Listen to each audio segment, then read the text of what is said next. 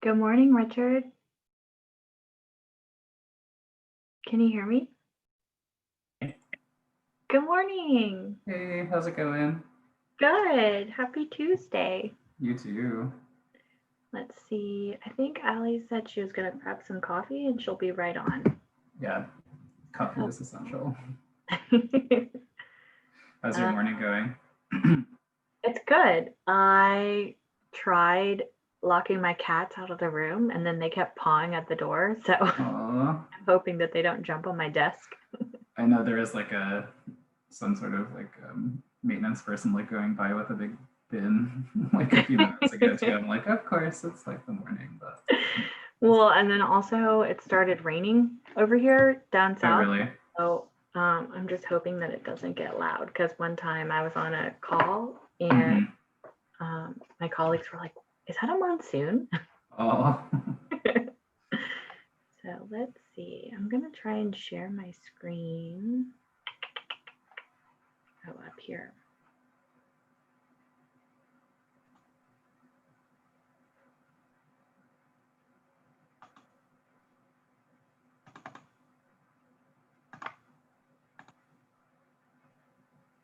Okay.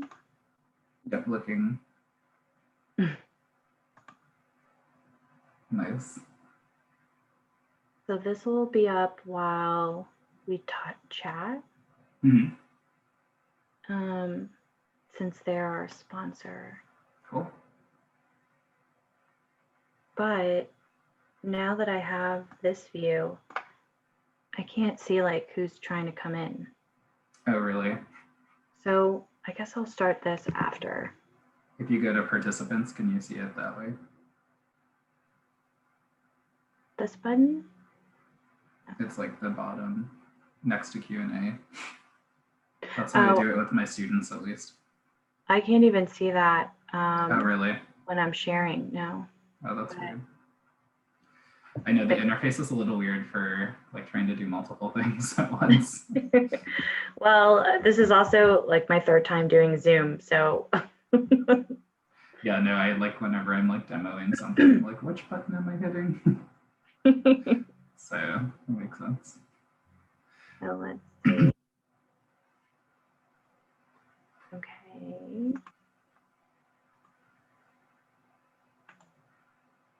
All right, so 8:45, and then at 8:57, let me make a note because I always forget. That's when I'll turn on the slide.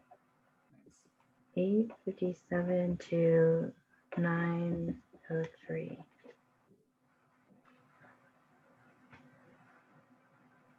Slide.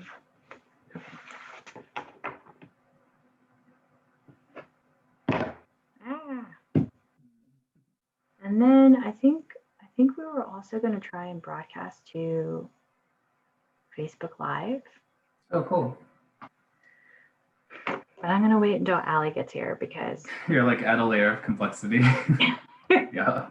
I wish that somebody on the back end could just do all the back end. Yeah. But it's fine. You guys are wearing a lot of different hats for sure. I felt like Want to join? Yeah, I felt like this. Yeah, I felt like the script change made a lot of sense though. Just rereading it even this morning. So nice job with the rework. What did you do this past weekend? We ended up going to Charlottesville and just kind of chilled out there on Sunday, and then Saturday was really relaxed. So. Were you the one who was telling me that the new Cork Hotel was open there? Did you go there? We went a few weeks ago to check it out because their roof is open, so you can actually like have this like nice experience of like being in the mountains and also socially distanced too. So if you're willing to ride an elevator up 5 levels to go to the roof, then it's worth. I feel like it's worth the experience. Oh, here's Anka. I'm gonna go ahead and promote her to panelist. Hi, Anka. Can you hear us? Hi. Hi.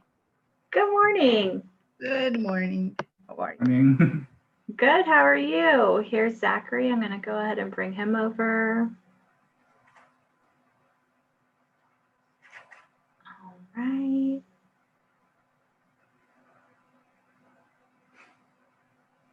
Zachary?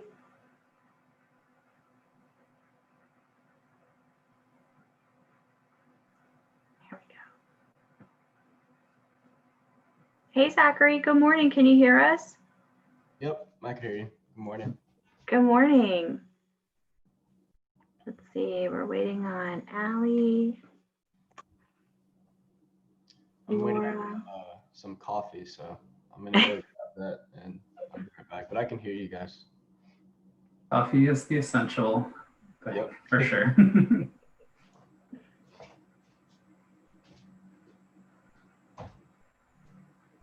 Okay, let me make sure I have my other phone turned off.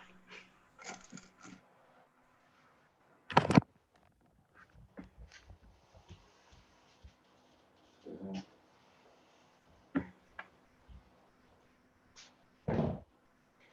got a panel I'm about to be on. I got a panel I'm about to be on.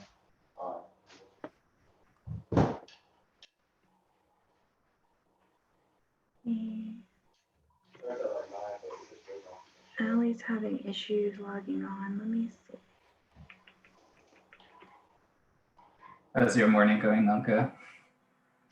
It's actually going well. I've got That's a good. rambunctious cat here. It's very curious.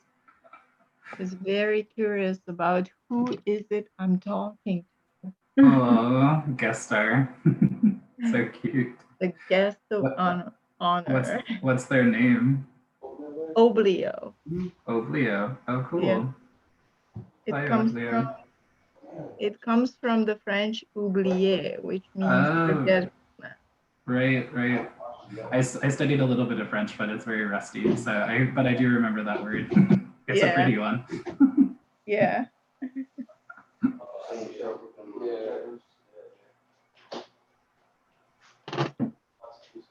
I'm going to give Allie a call in just a minute. I'm going to mute myself. So how is your morning, Richard? Pretty good. A little sleepy on this end. Oh, even really? even with coffee. Oh, wow. So hopefully it gets better. Yeah. Yeah, I'm not a morning person, but I have to be because I have to function sometimes. Right. Society tells us we have to wake up this early for a reason, I guess. He definitely wants to be in the video. Oh, that's so cute. Yo, it's not. Hey everybody, this is Laura. I was wondering why my video isn't, there we go. Never mind. Wasn't an issue. Because I think Debbie needs to do something.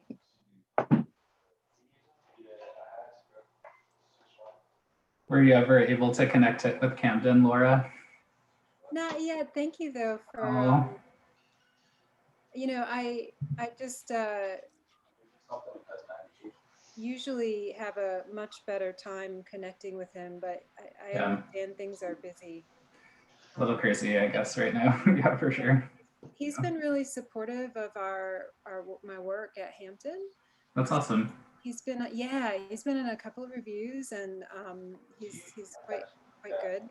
Yeah. So, and of course, I could invite you as well, which would be fantastic. That would be fun. Yeah, we should connect. I'd love to come down. Yeah. It's always interesting to hear like different regional sort of like perspectives on architecture or design. Okay. Especially just being Allie's gonna restart and hopefully be on soon. Hi, Deidre, can you hear us? No, this gray one. Yeah. If you can, you're on mute.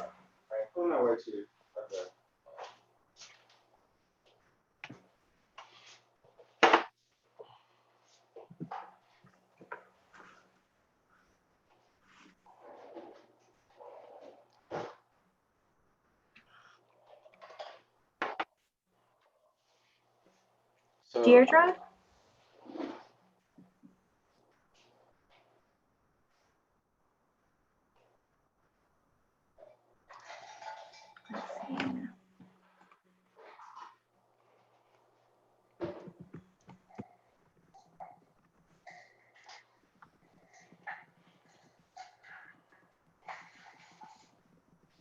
So Anka, do you work with Catherine at Baskerville?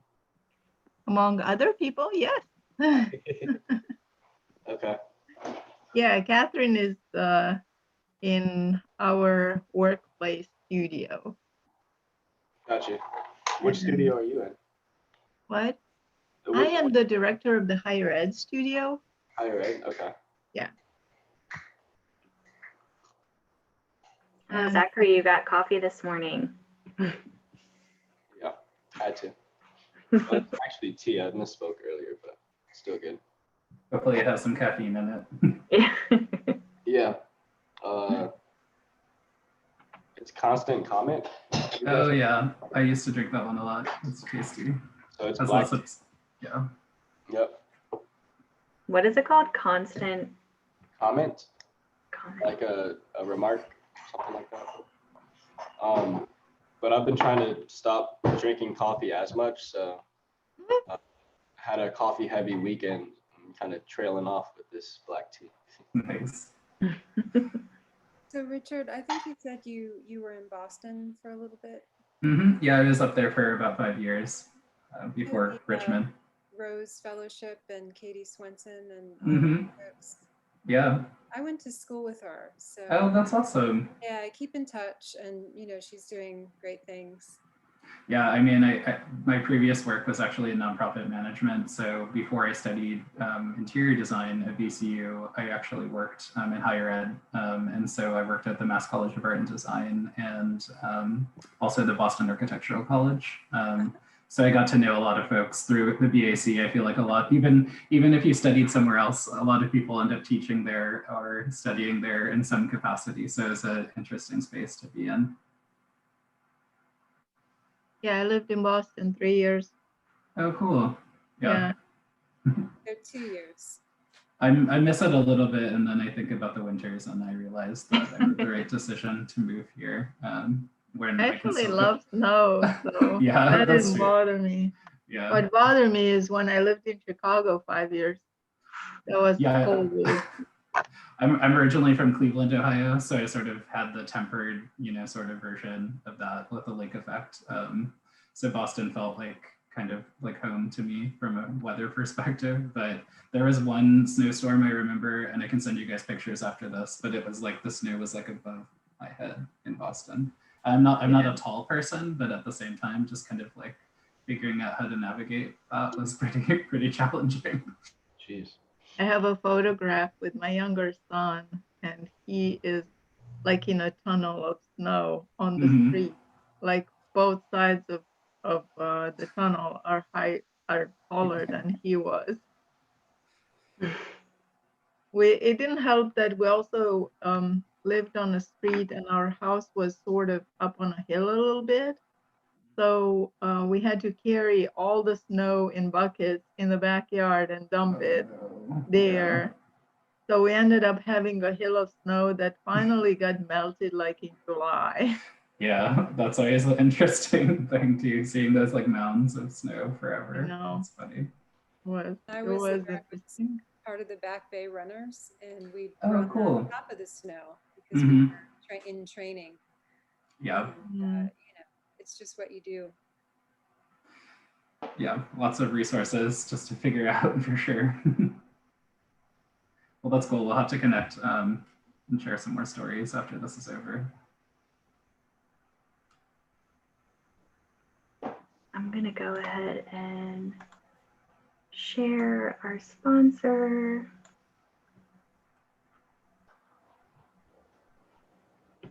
So Zachary, where was this picture taken?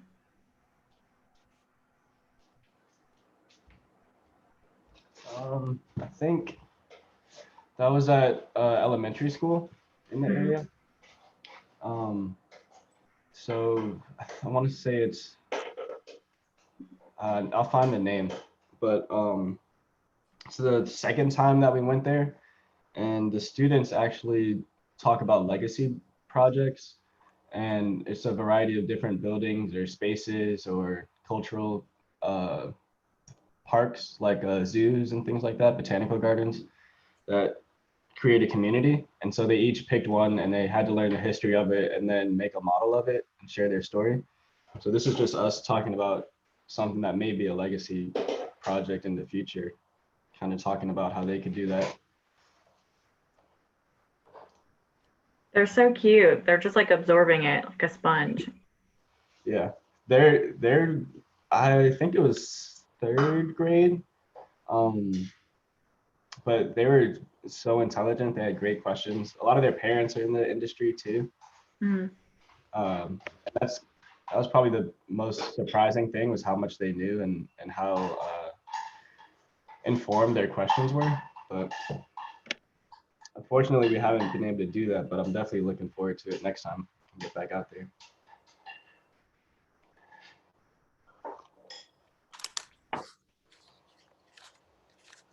So we are going to give everyone about 3 more minutes and then we'll start.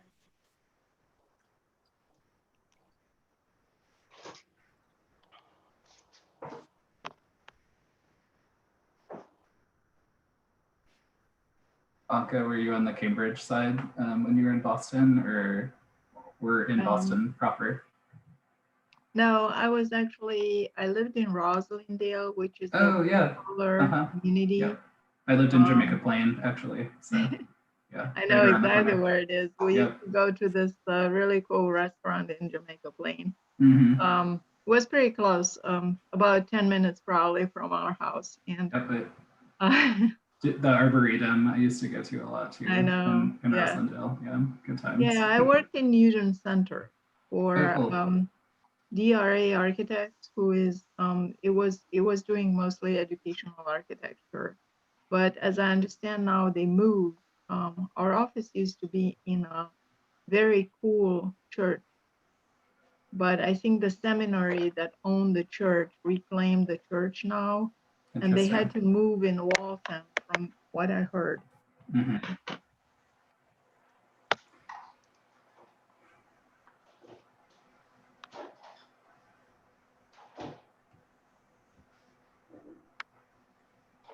Okay, we have Allie. By the way.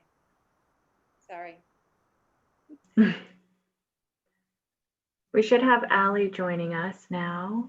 Let's see. Allie, can you hear us? Yes, I can. Hi. Hi, you made it. I did. I restarted my computer twice, so I guess that was the trick of the day. Technology is wonderful until it's not. That's right.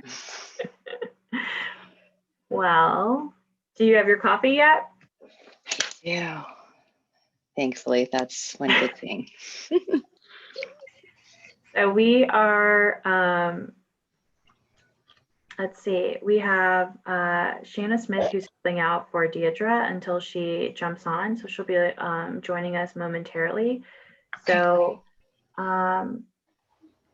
let's go ahead and start in about 1 minute, give a few more people the opportunity to jump on.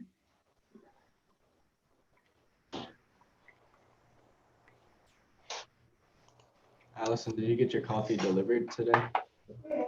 My what? Your coffee delivered? Nope. Last time we were on our office meeting, I think your son brought you some coffee. Oh, yes. That will happen later today. Okay. Yes. The greatest gift ever. Yes. Yes. Teach him young. Yeah.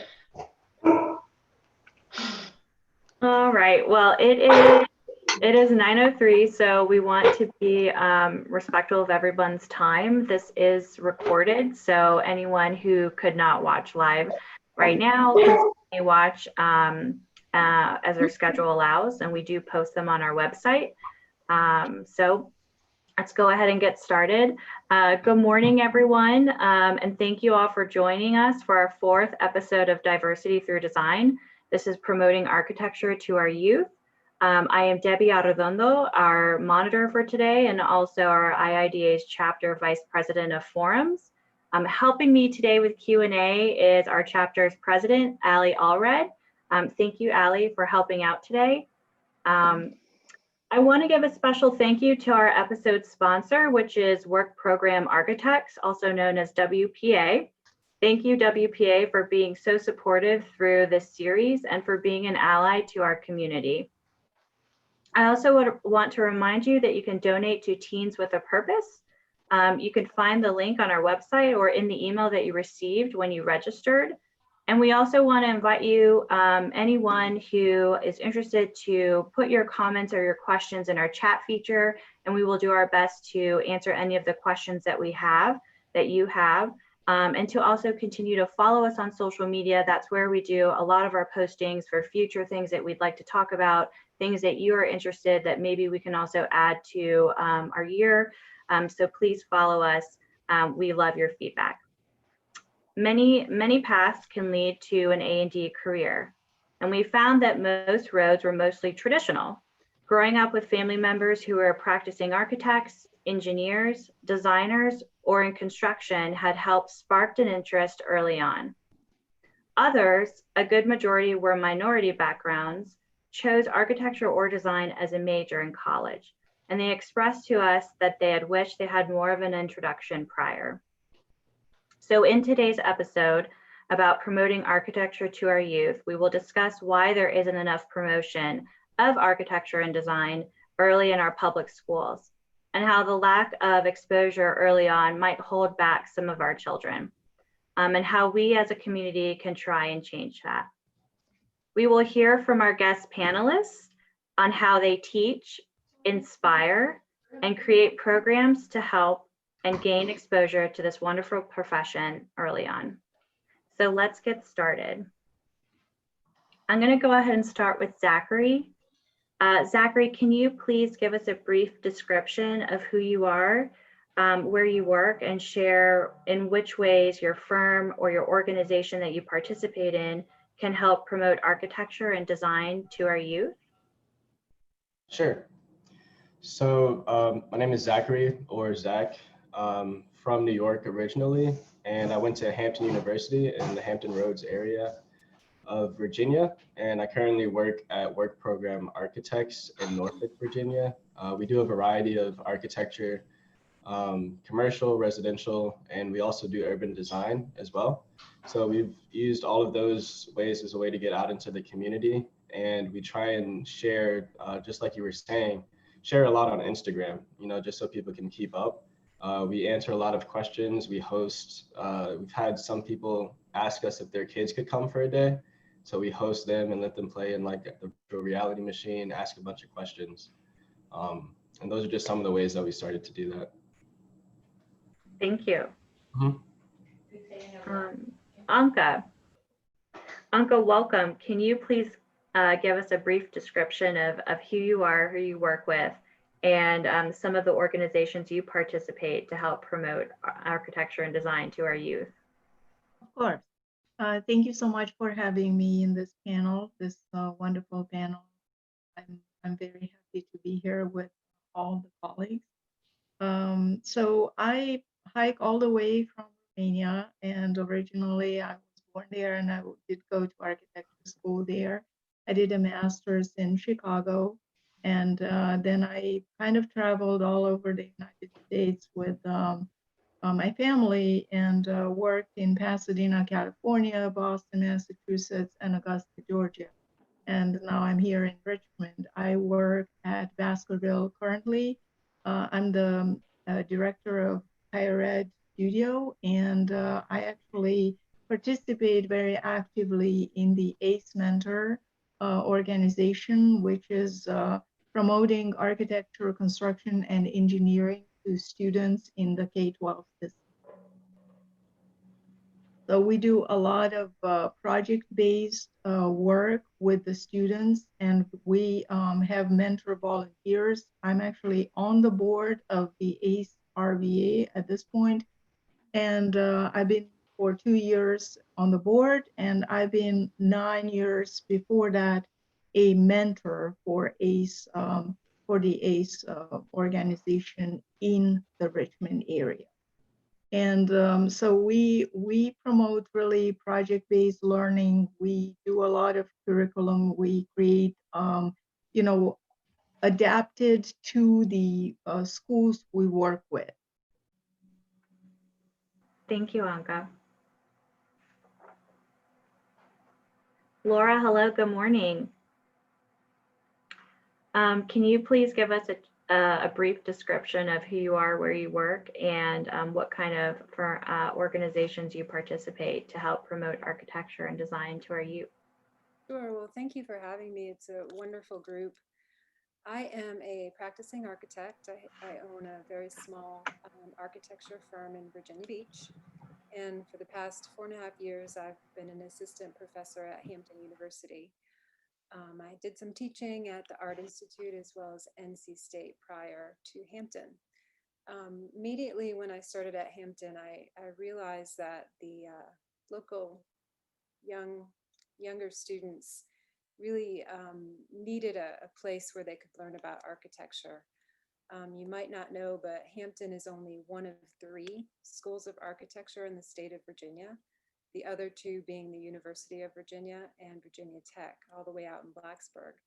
And they both have summer programs. And I really felt like we needed to have a summer program that was affordable and accessible to youth in Hampton Roads. So I started ArchiCamp, and we had our 2nd year this past summer, and it was all virtual. And so far, it's just going really, really well. There's a ton of interest, and I'm pleased to be doing it. Thank you. You're welcome. Hi, Richard. Hey, Debbie. Can you please give us a brief description of who you are, where you work, and what kind of organizations you participate to promote architecture and design to our youth? Sure. Yeah, well, thanks again for having me too. I'm excited to be here this morning, even though it's a little early and was talking about coffee before our call officially joined. I actually work at ENV Design here in Richmond, Virginia. We're located in Manchester, and we primarily focus on corporate workplace interiors, and we also dabble in multifamily and some light healthcare as well. I came to Richmond, Virginia to pursue a master's degree in interior design. I'm originally from Cleveland, Ohio, and I was in Boston, Massachusetts before this, but I was working in the nonprofit sector, specifically education, before transitioning into design. So it's been an interesting path. I've touched on a lot of different design institutions and art organizations along the way. Even thinking about my start in Cleveland, mentoring students in the ACE program, same with Anka, but in a different context. And then now here in Richmond, now working at BCU as an adjunct faculty member in the Arts Foundation program. It's been interesting too, just thinking about the topics that we're sort of going over today. And sort of thinking through my own students' levels of access and questions coming from various high schools around the country and now coming into an arts institution and sort of navigating this new space and learning through, project design. It's definitely been really rewarding. So that's a little bit about me. Thank you. I'm going to go ahead and come back to Deirdre when she joins us, and I'll start with a few questions that we had. So Zachary, I understand that you're part of Young Architects Forum, which is also known as YAF, a program that addresses the important issues to recently licensed architects. What do you suggest we as a community of architects and designers do more to help bridge focus and interest to high schoolers to our profession? So yes, thank you for mentioning that. I should have mentioned it earlier, the Young Architects Forum. But one of the 3 things that we're very excited to do is participate in the community. The other 2 things are to educate and to have fun. And that's really the main goal. And we try and do that in regards to the youth through career days. We've connected with the students at Hampton University just this past year, I believe, to help out for their haunted house. So one of our events, separate from the students was to have a pumpkin carving contest, and then we donated those pumpkins to their haunted house. And they seem to really enjoy that. So it doesn't have to be too specific to architecture, but just making yourself available. And individually, we've reviewed resumes from certain students and tried to give them some advice. I just actually got one from Corey Osman. I'm not sure if you may know him, Laura, but yeah, he responded and updated his resume very quickly. So just trying to kind of be there as the best way that we can. Thank you. Anka, can you please share with us, you had mentioned that you are on the board of directors for ACE RVA. Can you explain to us what that ACE mentorship program is and how we can get involved as an A&D community? Of course. Yeah, I'm happy. This year, I'm actually the mentor liaison for Richmond ACE or ACE RVA. And I will share with you, so the mission of ACE, and I'm talking here about ACE National, is to engage, excite, and enlighten high school students to pursue careers in architecture, engineering, and construction through mentoring and to support their continued advancement in the industry. So again, the mission of ACE doesn't stop at the high school level.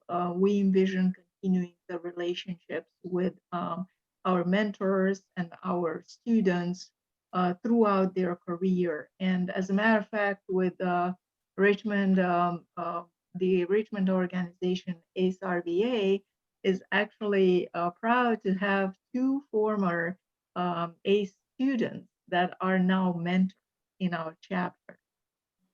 So if you look up acementor.org, there's this website that basically posts everything about ACE.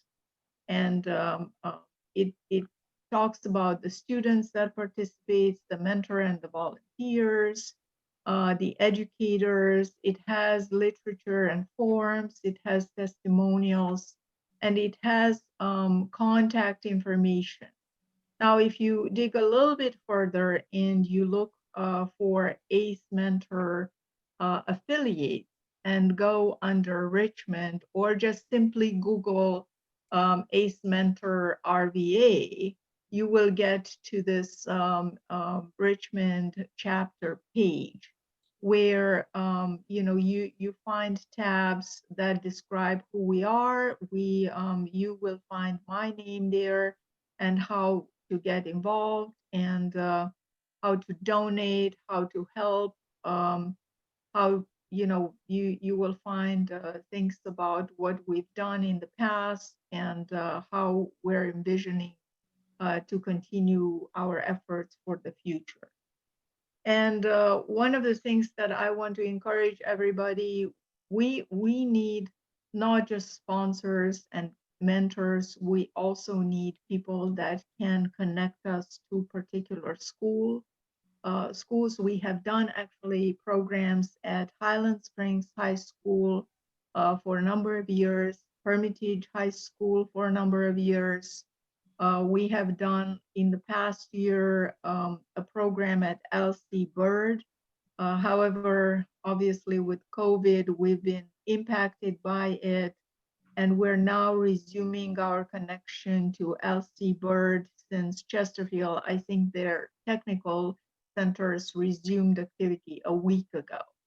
So we just had a board meeting last night. We are very excited to resume our connection and restart our program for the current year. The other thing I wanted to just mention is that also Baskerville is running their own program. For a number of years now, and I think it's more than 10, Baskerville has run an Explorer program. And this is also dedicated to students. And I think, they've been having participation every year from multiple students from multiple schools. this year, I'm not sure what we'll decide to do, obviously, because of COVID, but this, both programs are originally, both ACE and the Explorer are originally designed to be in person. With ACE National, we've been able to do some programs on Zoom. But again, I think most of the schools that we are connected to are a little bit challenged by technology issues. So we haven't quite been able to connect at the level of a sustainable program yet. And are those technology issues, you said you can't connect, is that because they're probably not funded in the way that they're supposed to be to have access for that? Well, I think it depends on the school system, and I also it has to do with the kids' access to technology more than anything, I think. So again, I think right now, from what we're hearing from the schools we're connected with, they have issues with the kids really connecting for class. So again, that's, you know, being able to connect to the actually mandated curriculum is more important to them than connecting at this point to a kind of a volunteer-based, mentor-based type of instruction. Interesting. So I see that we have Deirdre Love here with us. So Deirdre, if you can hear us, you're on mute, and we'd love to introduce you. Still on mute. There we go. There we go. Perfect. Sorry about that. No worries, no worries. Welcome, Deirdre, to our Got off to panel. a rough start. It happens to all of us. Deirdre, I would like to introduce you to everyone. Do you mind giving us a brief description of who you are, where you work, and what kind of firm or what kind of organization you promote to help the youth with architecture and design? Sure. Of course, my name is Deirdre Love. I'm the founder and executive director for Teens with a Purpose. And our organization is a creative youth development organization with a mission to create a platform to empower young people to use their voice, creativity, reflection, and action to impact their lives, their peers' lives, and influence transformation in their community using their arts and their voice and their actions, of course. So the kinds of things that we do that connects with your mission here is getting behind young people, making sure they're exposed to different educational fields, career fields, different aspects of art, social justice work, but most importantly, I feel that they get to do something to influence that thing that we're introducing them to. For example, with social justice work, young people have taken their poetry and spoken to legislators about changes that they want to see happen in a poetic way to influence change. With design, we have what is called a safe creative community space that's recently been named Purpose Park. And young people decided they needed this space. They needed a place to grow. They needed food in this community. And so we started the project, but since the very beginning, we connected our project with that critical design aspect. And so we worked with Virginia Tech on laying out a design for that space. So they worked with experts on getting the understanding of designing the space is not just how it looks, but how it functions. And is it meeting the needs of people? And is it meeting you where you are? So I don't think, because it happened seamlessly and naturally, I don't think they look at it as I'm being influenced by this or that, I'm having this opportunity. is happening organically. We worked just recently with Open Norfolk on further development in the space. So they work shoulder to shoulder with engineers and architects, and every meeting that we had about what should happen next, a young person was standing right there weighing in on what that should be, and seeing people that seeing a person or two that looks like them in that field, and also seeing that there is not much diversity in their eyes and my eyes in the field could influence it. But it's nothing that we really push. We put it in front of them and have conversation, dialogue around it, but having that hands-on experience to say, I have an idea about that, and having people in our network that are connected with all these different aspects of work and life and development is really important to us to influencing change. Thank you. And you mentioned visibility, and I know that in our chats with Zachary, he had mentioned how important it is to be visible in front of these young kids, young children. And so, you know, we saw on social media, we saw the Open Norfolk all over, and it just looked great. And we saw people coming together and working together, collaborating. And so seeing that from start to finish was something I think, you know, our design community got really excited about to be a part of. So when you mentioned that, that made me think about what Zachary was telling us in our discussions earlier, is how important it is to be visible in front of our young youth, to show them these professions and these just organic conversations about, you know, maybe they don't have a family member, but now they're seeing it, and so they can be exposed to it in this special way. So thank you. I want to move on to Laura. I have a question for you. So you held the second annual Hampton University Architecture Camp program for middle school students, and it is explained as an introduction for local middle school students to the world of architecture. And to serve as a bridge between Hampton University and local communities, can you tell us more about this program and how it became to be? Sure. Well, the title is ArchiCamp, and that is very intentional.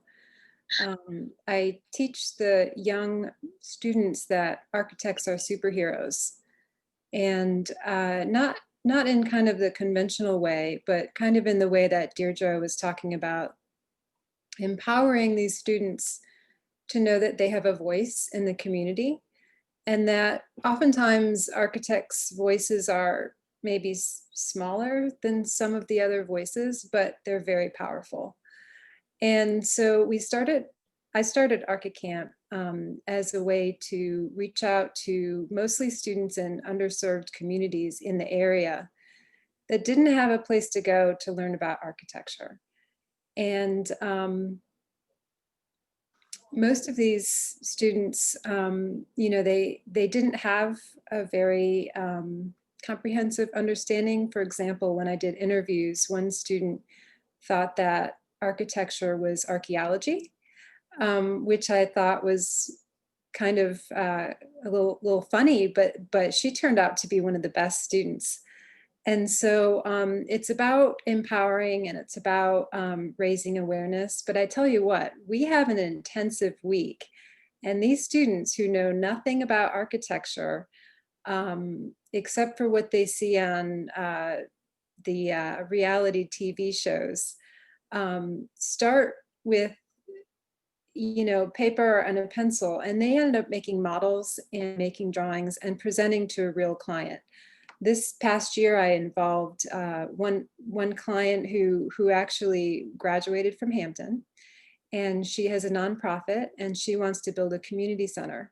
So my ArchiCamp students actually designed part of her community center for her and presented it to her on the last day. And she was brought to tears at one point with their thoughtfulness. It's just so exciting to see that their minds are opened and they're using their creativity to work on a quote unquote real project that may indeed happen someday. That's very cool.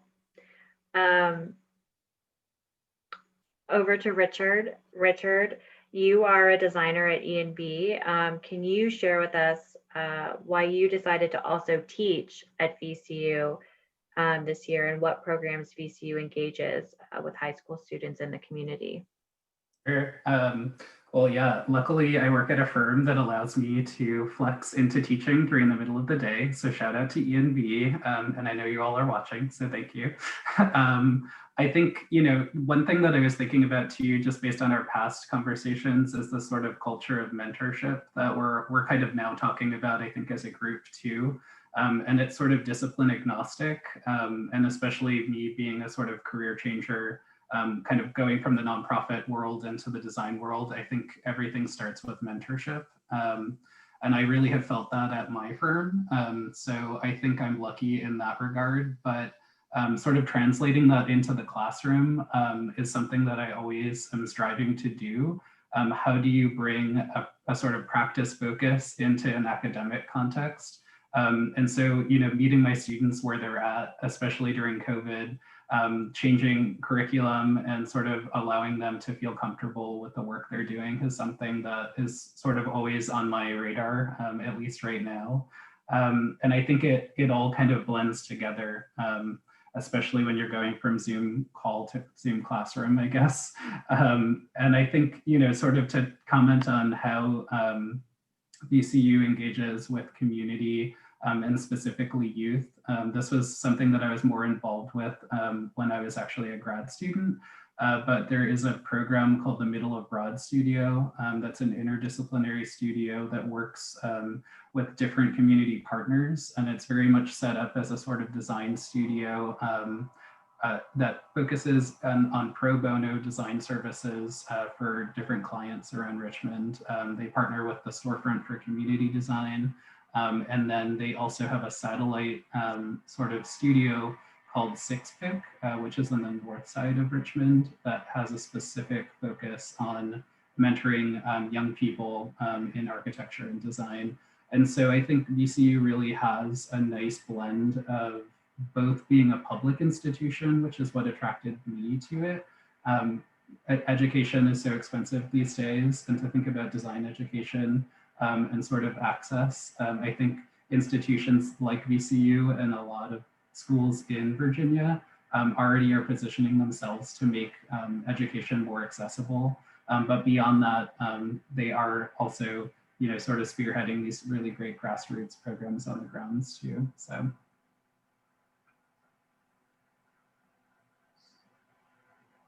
I think you're on mute, Debbie.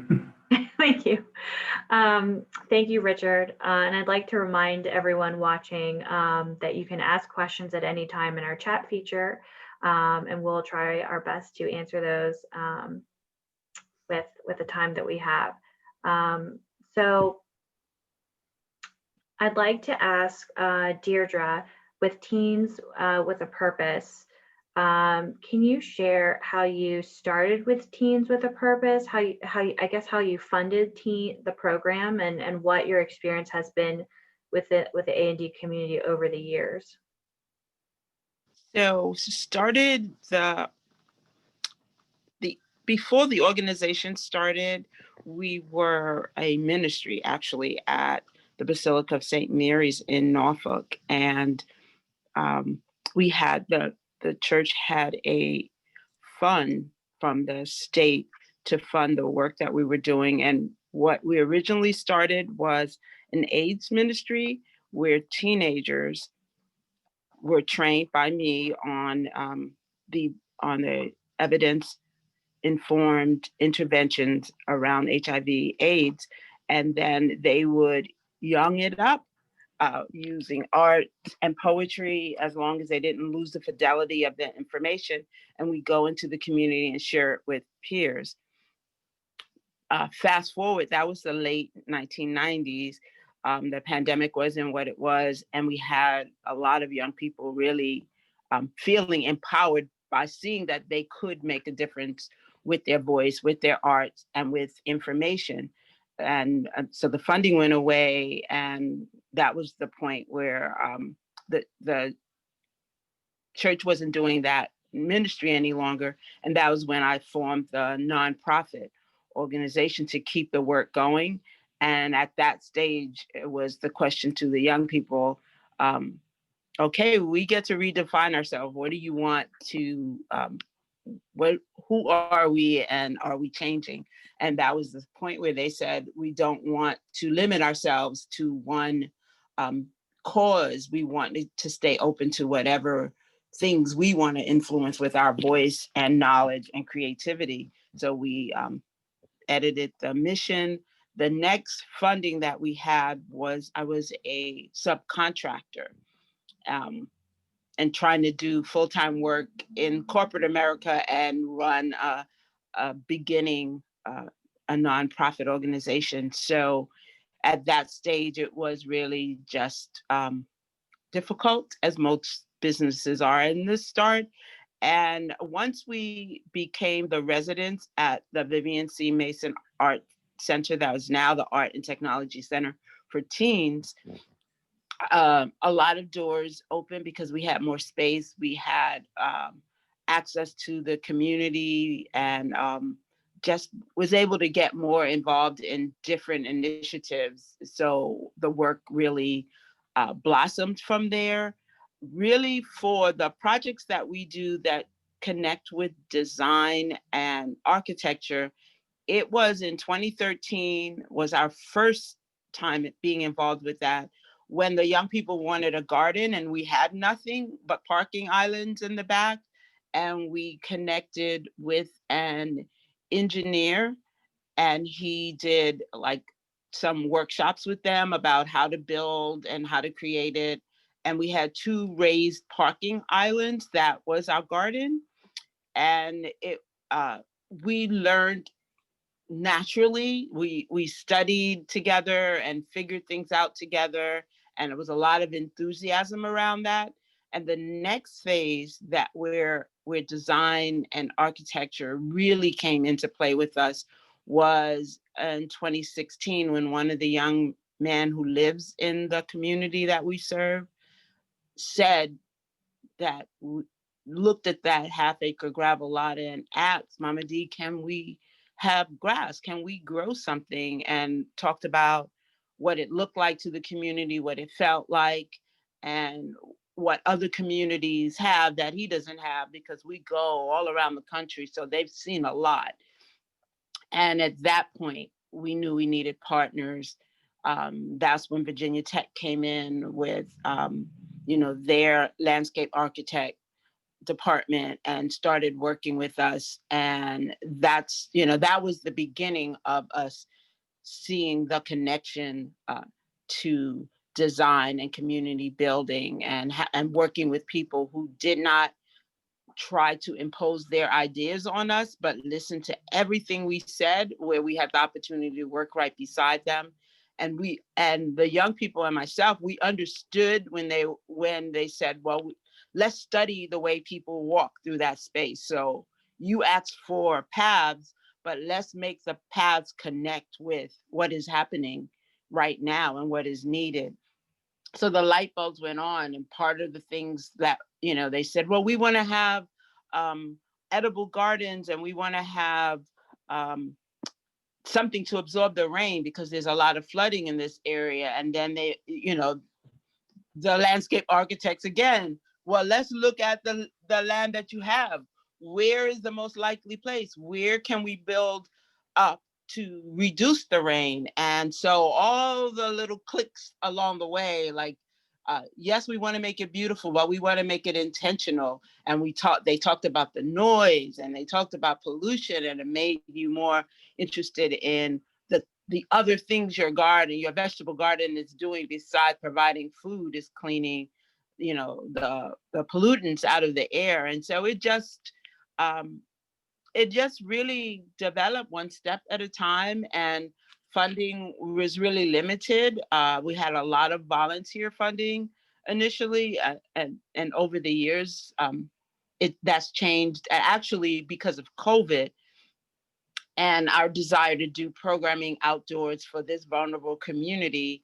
I reached out to Open Norfolk, and they said, your project would be a great project to come under that. and we can help with the next stage of your development. And they looked at our design and worked beside us to give us what we had already knew we needed. It was completing the design plan, but unfortunately, we're experiencing a pandemic, but fortunately, we're in a city that said, let's figure out what we need to do for people and work with people who are already doing it. And so it just really continues. And I hope that we'll, stay on this train and develop more young people interested in the field. But our approach is always organic, and it happened out of need, out of growth, out of what young people wanted, out of what the community wanted and needed, and wanting to add knowledge to the knowledge we already had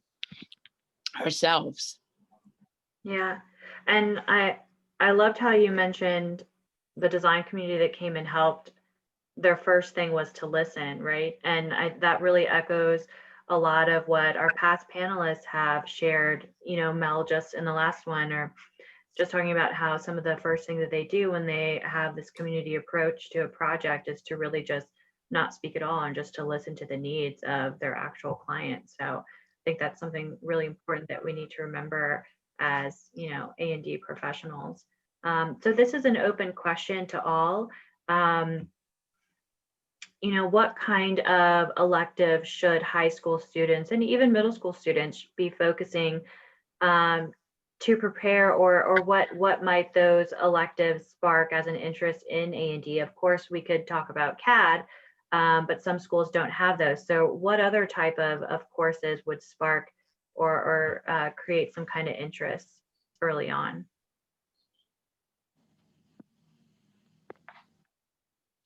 I can speak a little bit to that because I have reached out to my partners and asked them what they have right now, and there's not much. It's hard to put architecture in a box. It's hard to put it in art. It's hard to put it in math. It's hard to put it in science, because really what it is, and this goes for all design, is that it's all interdisciplinary. So I know at Hampton, I've been working on creating electives that are interdisciplinary. And I'm thinking that it would be really fantastic if K-12 had interdisciplinary classes as well, that didn't necessarily fit into a box. Ones that focused on projects, because we as designers, we learn through project work. That's how we do our thinking. So I don't know what the answer is in terms of what it would be called, but something that combined a couple of different teachers and got students working on a project, I think would be really helpful for those interested in design. That was exactly what I thought, and I'm looking through the lens of the young people around me, and I know what sparks interest is. I want to build that, or I want to create that. So if it's something that says you get to create something, and then if it's interdisciplinary, like just how I mentioned in our project, all these different disciplines came into play in their lives in the project that we had. So I know young people want to be the creators of, and so them the chance to be in front of something. But if it's interdisciplinary, that would really be great, because they'd be learning from every angle, and though you want them to gravitate towards one, you want to expose young people to everything, because you don't know when they will change their mind along their educational path and say, that thing I learned back then, it's really interesting. Maybe that's what I'm going to actually focus on. So I wonder if it's on the curriculum level, because you have these classes that have to be in a box, and they're, the testing is associated with that. But then, many of us were in math class and you're learning some kind of equation and you wonder, well, why do I need to know this? Because it's on the SOL is the answer that you get, not because this is how you'll use it in the real world. So then how do you know where to store it in your brain, in your library of things I can use in the future? You don't. And then you get frustrated and kind of bitter about having to take that class. Whereas if you had something interdisciplinary, then now you know what to do with that information. And that, I think, It's I really wonder if interesting. schools wouldn't be amenable to taking, say, art and making it art and design, or having another class, one is art and the other one is art and design, so that it doesn't have to fit into an SOL necessarily, but it allows for that project-based interdisciplinary. Mhm. One Anka, of the exercises that we do with ACE is, to give you just one example, do a cost simulation, a cost estimation simulation, where we actually, after the students have developed their project and are a little bit advanced with having floor plans and elevations, we ask them to do takeoffs and estimate the cost of their building that they are doing. And so in that, obviously, geometry and calculations, algebra are also involved. And that's how they get to see the connection between what they do in math and what they kind of, how do they apply that in the real world. And that we got tremendous, excellent feedback from all the students on this, and how helpful it was to really make them see why they need certain skills that they learn in school. So I think doing more efforts like this, and being really deliberate in connecting these more abstract things that they do or learn in school with the more practical things is really illuminating for a lot of them.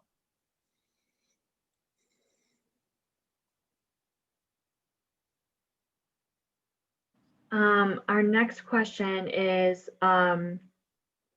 it's really important for architecture firms and design firms to reach out and engage in their local communities, creating opportunities for students to see firsthand where they could be in 5 to 10 years. So what kind of activities could we be doing locally to create these types of outreach? And obviously the ones that we've mentioned are already great things to engage in. So I will say that I'm seeing more and more firms, like Anka, you were saying Baskerville has created one for themselves. And so, I'm curious to see what other ideas you have for us. One of the things that we do with ACE is we organize not just firm visits, but also construction site visits. So the students can see, what are the daily activities in a firm. We do like a half a day visit or a 2 or 3 hour visit where, they get exposed to, say, a design charrette or some kind of design discussion that we have with one of the firms they're visiting. We are also, when they are present at construction site, they get the superintendent of works, walk them through the site, describe the different activities, explain what an electrician is doing versus what an electrical engineer is doing. We also organize visits, not just in architecture firms, but also in engineering firms, and show them how, for example, visiting Timmins as a civil engineer in RVA, is different than the work that an architecture office does. We show the materials. Last time we had a firm visit, it was actually a few years ago when we were able to do a BCWH visit, and they had a lot of fun working with materials, being exposed to actual interior design, fabrics and materials and tiles and base and the colors, and learn how we actually put together binders for clients. So they saw, some of the things that they don't learn in school and they never really were, exposed to or even thought possible. They kind of learned how we do this, and they were really very enthusiastic.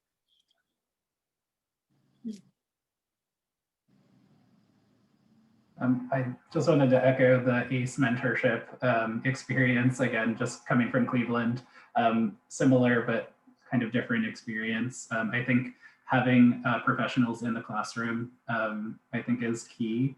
And then also the sort of reciprocity of sort of students going back into these architectural spaces or sites is also really critical as well.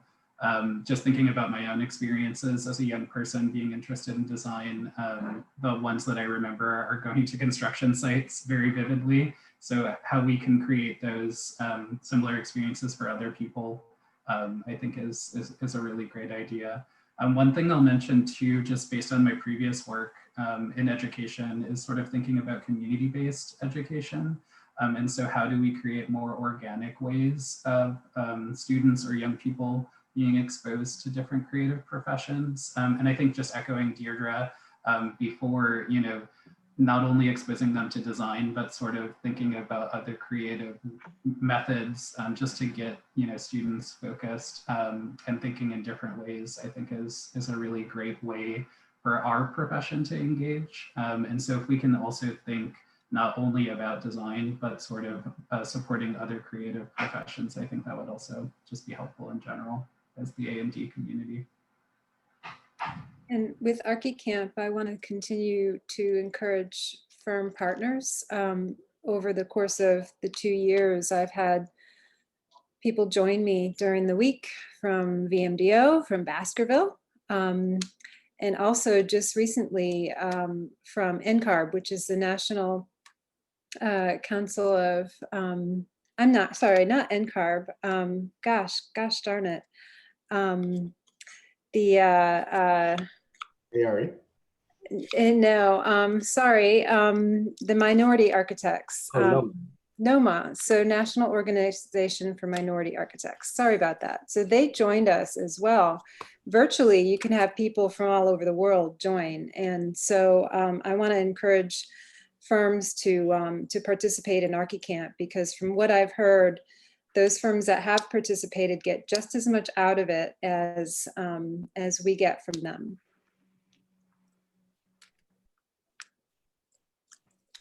Thank you. We want to continue to promote everyone's organizations and programs. So please follow us on social media. We do like to promote these programs. We do want to continue the discussion. And if anyone watching have any ideas of how we can further get connected, please reach out to us. That way we can better serve our community. So another question we had was, you know, in regards to challenges reaching out to K through 12 in public schools, how do we get kids to give them the opportunity to learn more about the things like ArchiCamp? Like, how do we reach that age demographic? Is that something that we, you know, one-on-one directly have conversations with those public schools in elementary or middle school? I do everything one-on-one, and what I'm really realizing is that there's tremendous interest. Like I don't do anything except talk to a couple of partner schools or programs, and I have 20 kids off the bat. But, you know, I would love to, if we're staying virtual, extend it to other cities, Richmond, Petersburg. And I'm actually not sure of the best platform other than maybe social media and getting a good website up there. But the interest is out there. These kids want to do architecture and design. There's no doubt about it.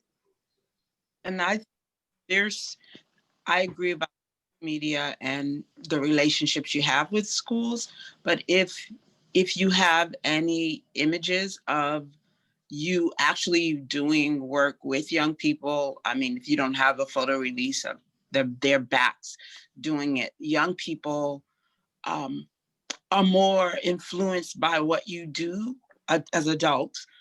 What we do over what we say we'll do. So say we have this great camp, that sounds great, and adults telling me, and I'm not sure if I'm interested if you didn't catch my attention, But if you say, I have this great camp, and you show Rich right beside somebody doing something, and the teenager is smiling and having a good time doing whatever this thing is that we want to bring more people into, I think that that always helps.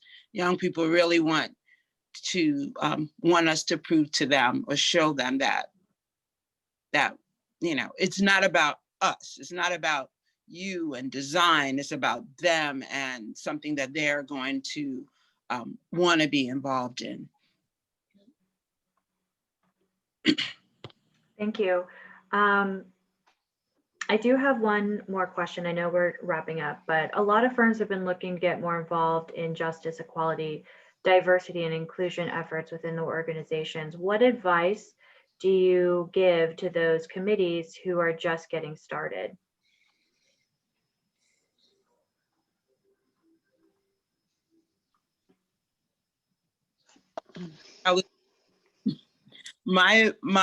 The first thing that I always say is, I know a lot is happening in the country and people are really caring about that, and that's at the front. Say where you really are right now. Like I'm making this up. My industry has such a low amount of diversity and inclusion, and we really want to change that. Be honest about where you are, and not not make whatever you're trying to do sound like we want to add to what we have. If you don't have it, I don't have it, and we need it, and we haven't been inviting, and we realize that. I think a big thing is to really be open and ask people to the table always who would be on the receiving end of what you offer, to be not to be an equal valued partner in whatever you're doing. So if you want to bring a certain group in, don't bring them in just to listen, but bring them in with equal weight in the conversation, like you're doing here today. I think this is a good model of how to bring voices in and to show a true interest in diversity and bringing different voices to the table from all different aspects. So my advice is always tell the truth about where you are right now. Because it's more than just about numbers. I think the key word is equity.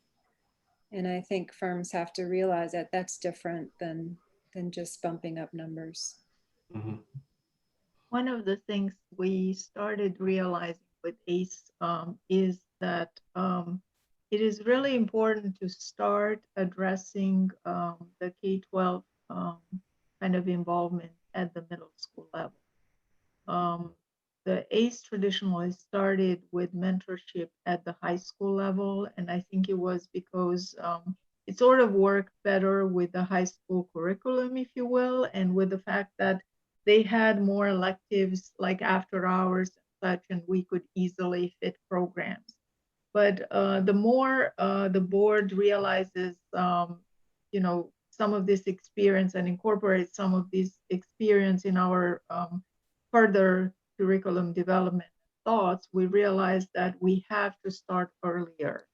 The schools, for some reason, they do not really expose kids to this more, I don't know how to call the design professions are not really easily taught in the K-12 system, or readily taught, rather. And I think with our professionals that are interested in teaching, we have to reach out earlier. I just wanted to echo Laura's point about equity. I've had this conversation with a lot of my friends in the field, and one thing that we talk about is that equity is an act that ultimately will lead to justice and diversity, as opposed to the other way around. And I feel like it's very easy to try and skip that step and try and incorporate people in something that's not just or equitable to begin with. So you need to really be honest and transparent, like Deidre was saying, but you also need to be welcoming, and understand that this isn't just a result of one person's actions or one firm's actions, but a lot of people have been looking for a more equal place. And we all have some role in making it unequal. So we all will have some role in making it equal in the future. So I think the most important thing is to just make sure that everybody's on an equal playing field when we have that initial discussion. I think too, just thinking about the scale of the workplace that you're in, luckily I work at a smaller firm, and so the conversations around equity and diversity and inclusion can happen in a really authentic way because we can all sit around a table or a Zoom call or in a park and talk about them. And so I think if there's ways to take some of that learning and translate it to some of the larger organizations, I'd be happy to, share more. But I think too, just having the privilege to work at a firm that values these things as a part of their staples, is a reason why I chose to work for, the organization that I'm working for. But I would also just say scale, I think, plays a big part into how these conversations are forwarded, and authenticity as well. Thank you. It is 10 o'clock, and so I want to thank all of our panelists for joining us today and being so open about the work that you do. We're proud of the work that you do, and we want to support you on our platforms. I also want to thank everyone who joined in today. Again, this is recorded, so you can share this with friends and family and your colleagues. And we encourage you to join for our last episode of Diversity Through Design, which will take place on November 5th. And that topic is Community Alliance. So please reach out to us if you have any questions or you want us to connect you to any of our panelists to get more information about the amazing work that they do. And we thank you for being a part of this webinar. We thank you for supporting IIDA and YAF, and have a great day. Thank you. Thank you. Bye, everyone. Thank you.